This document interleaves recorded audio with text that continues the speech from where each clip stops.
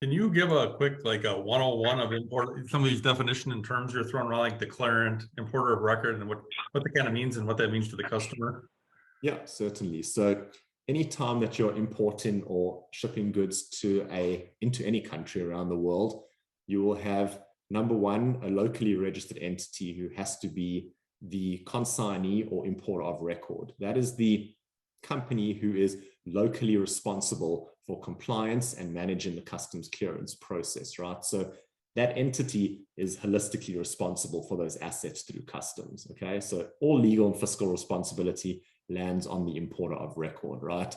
That generally has to be a locally registered entity, so someone who has a local business registration and tax number and import license in the destination country, right? So importer of record, that's the basic definition, is the locally registered entity who is taking responsibility through customs to make sure those assets are handled in a legal and compliant manner. A declarant is most often, a customs broker, for example. That's a licensed broker in the destination who actually files the customs paperwork and liaises directly with the customs officers and officials.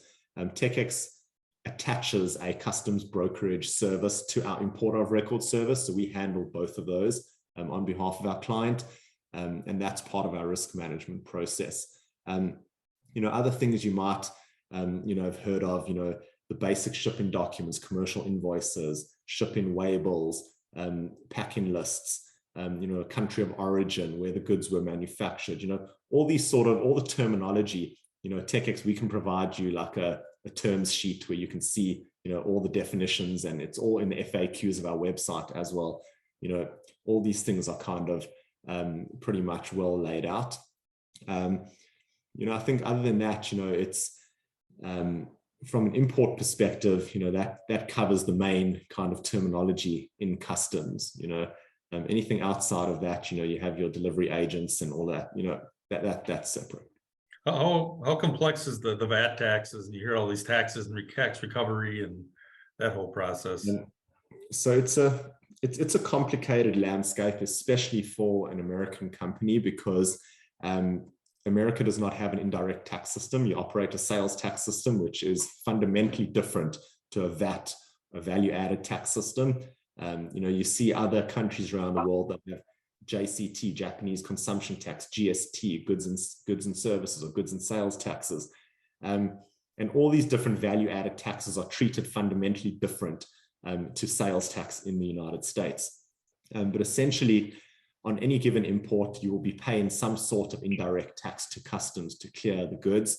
That has to be paid by the importer of record.